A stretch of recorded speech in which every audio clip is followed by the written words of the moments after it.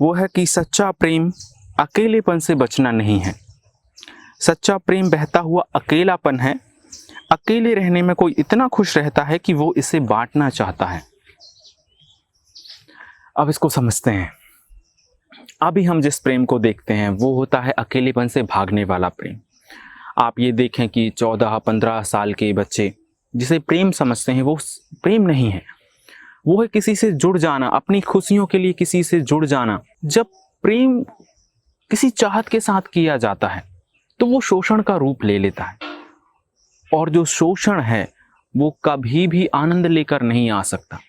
एक व्यक्ति जिसे आप गुलाम बनाना चाहते हैं, एक व्यक्ति जिस पर आप निर्भर हो जाते हैं अपनी खुशियों के लिए, क्या आप एक्सपेक्टेशन, ये आप क्या सोच सकते हैं कि आपके जीवन में लगातार खुशियां और आनंद आता रहेगा? ये कभी नहीं हो पाता। हमेशा जीवन विकृत और विकृत होता चला जाता है। हम उस पर कंट्रोल करने की कोशिश करने लग जाते हैं, वो हम पर कंट्रोल करने की कोशिश करने लग जाता है।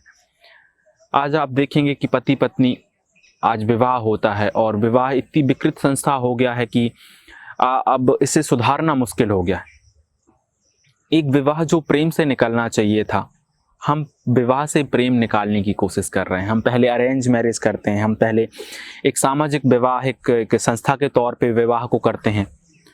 दो परिवार मिलते हैं और जो दो व्यक्ति कभी एक दूसरे को जाने नहीं, पहचाने नहीं, उन दोनों व्यक्तियों को जोड़ देते हैं।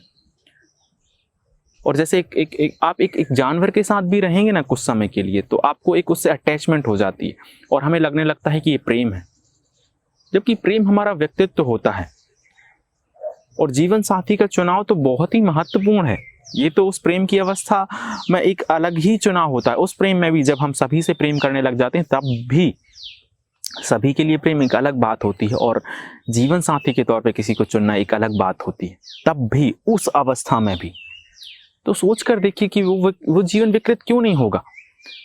बस हम ये करते हैं कि अकेलेपन को खत्म कर देते हैं। यदि जीवन में किसी के दुख है, कोई व्यक्ति परेशान है, फ्रस्ट्रेटेड है और उसकी अच्छी खासी उम्र हो गई है, आपको लगता है कि 20, 22, 25, 30 साल का है, तो बोलते हैं शादी कर दो, जीवन में खुशियां आ जाएंगी। कोई व्यक्ति विकृत है, कुछ काम धाम नहीं करता, तो बोलते हैं शादी कर दो, जिम्मेवारी आएगी तो सुधर जाएगी। क्या कर रहे हैं हम? जब हम अकेलेपन को दूर भगाने के लिए, अकेलेपन से बचने के लिए संबंधों को जोड़ते हैं तो इससे संबंध अशुद्ध होते हैं हमारे, और प्रेम पैदा नहीं होता, प्रेम और खत्म होता चला जाता है। प्रेम को गौर से समझे। प्रेम एक ऐसी अवस्था है जब आप अकेले होते हैं, कोई व्यक्ति अकेला बैठा हुआ है और वो बहुत आनंदित है, बहुत खुश है, उसके गहरे गहरे में बहुत आनंद निकल रहा है, बहुत मजे में है, और अब वो उस आनंद को लोगों के साथ बांटना चाहता है, लोगों के साथ शेयर करना चाहता है कि वो जिस खुशी में है लोग भी उस खुशी में हों। वो चाहता है कि वो जिनसे जुड़े उन्हें भी वो आनंद ये दे सके। वो उनसे कुछ चाहने के लिए नहीं जुड़ता, वो बस देने के लिए जुड़ता है। प्रेम की बड़ी एक खास बात होती है कि ये हमेशा देना जानता है, लेना नहीं जानता, और ना वो लेना चाहेगा। उसे कोई अपेक्षा नहीं है कि आप उसे क्या देते हैं क्या नहीं देते, वो बस आपको देता चला जाएगा। और अभी जो प्रेम होता है वो बोलते हैं कि मैं तो प्रेम करता हूँ किंतु वो मेरे साथ ठीक तरह से व्यवहार नहीं करता, वो ऐसे करता चला जाता है। यदि कोई व्यक्ति आपका शोषण कर रहा है तो उससे दूर हो जाना अच्छी बात है, किंतु आप उससे बहुत लंबी, बहुत बड़ी अपेक्षाएं नहीं रख सकते। आप उससे ये नहीं कह सकते कि तुम मुझे ये दो, तुम मेरे लिए ये करो, तुम मेरे लिए इस तरह के व्यक्ति बन जाओ। किसी के व्यक्तित्व का हनन नहीं करना है, कम से कम ये आप तो करिए ही। यदि वो आपके व्यक्तित्व का शोषण करने लगा है, आप पर कंट्रोल करने लगा है, इससे आपका जो व्यक्तित्व रुग्ण होने की संभावना बन जाती है, तो उस व्यक्ति से दूर हो जाएं, उसकी परवाह करते रहें, फिर दूर से परवाह करें। ये प्रेम है। प्रेम कभी भी अकेलेपन से भागकर मिलने वाली चीज नहीं है।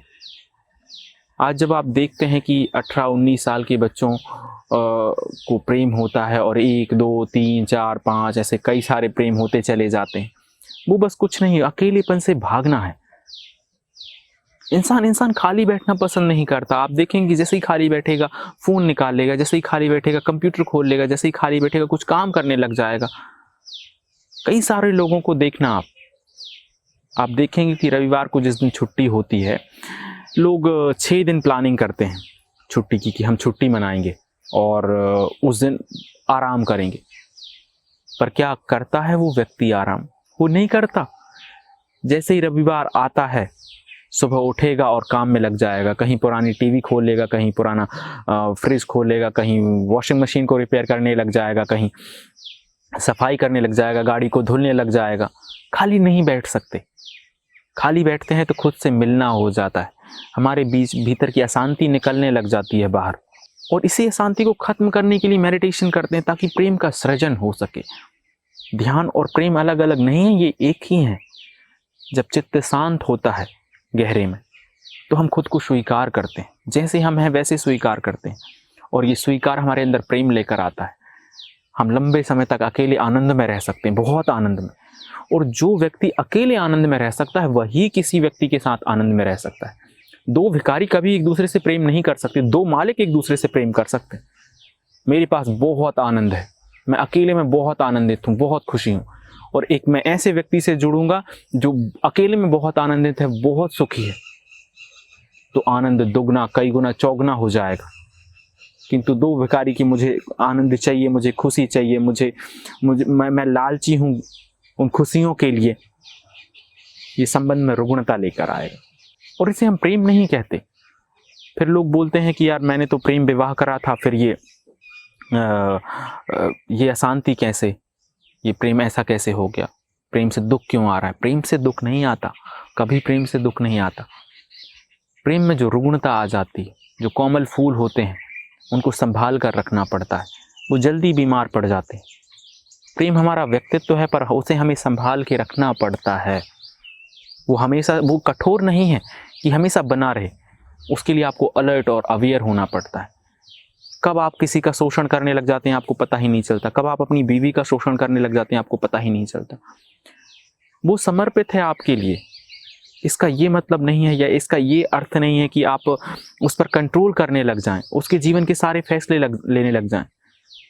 पुरुष क्या करता है?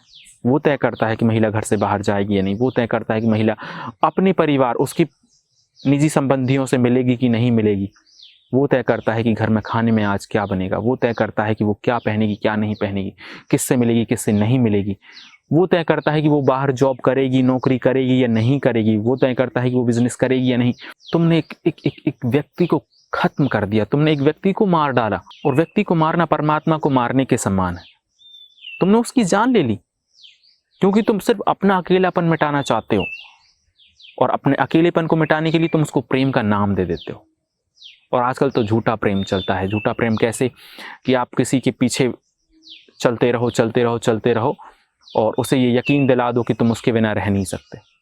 और लोगों के आजकल चेहरे बहुत अच्छे हो गए हैं, चेहरे पे चेहरे लगा लेते हैं, और फिर आप सोचते हैं कि ये जीवन शांति लेकर आएगा। नहीं, ये जीवन विकृति लेकर आएगा।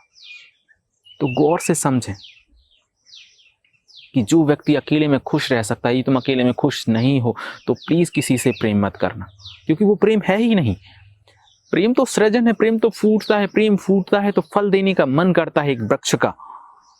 अब बड़ा हो गया हूं, अब बहुत कुछ है मेरे पास, तो क्या करूं, फल दे दूं, फूल दे दूं। मुझे आपने इतना प्रेमपूर्ण, इतना स्नेहपूर्ण, इतना शांतिपूर्ण ढंग से सुना, इसके लिए बहुत आभारी हूं।